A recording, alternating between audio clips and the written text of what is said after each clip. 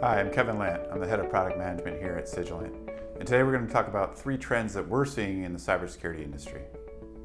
As more computing moves to the cloud and you're supporting mobile workers, that traditional perimeter that you had no longer exists. You don't have a discrete network to lock down. Instead, you've got different people in different locations, different devices, all connecting to services, whether they're in the cloud or on-prem, and some of those are under your control and some of those aren't.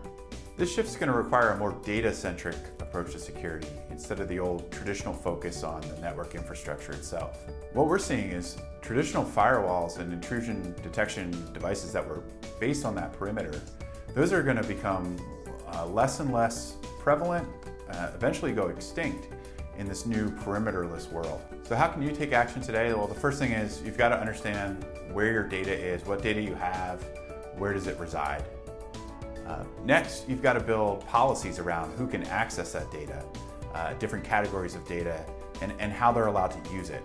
And then you've got to start monitoring the actual usage of the data with a little less focus on the usage of the network infrastructure. And then last, your users are always going to be the weak link. So you've got to make sure you provide the right training and help them with this transition and start to encourage the types of behaviors that you need from them to be more secure.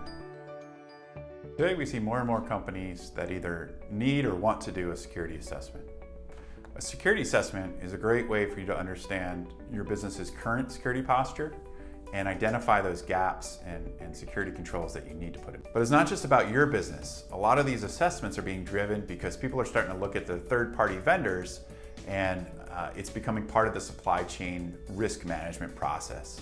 So you got to think about not just the financial stability of your suppliers and your partners, but also the security posture of those companies.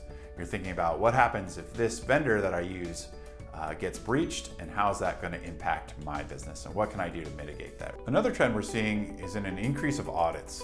So previously, a lot of companies were subject to audits, but those were kind of lax, not really fully enforced, and when they were, it was kind of sporadic. Another trend we're seeing is a big increase in audits. So the regulations have been around for a while. A lot of organizations have been subject to auditing, but the enforcement of those rules has really been stepped up in recent years, especially in the financial industry. Not only are the audits being increased for regulations, we're also seeing a lot of audits being done for the new trend in cybersecurity insurance.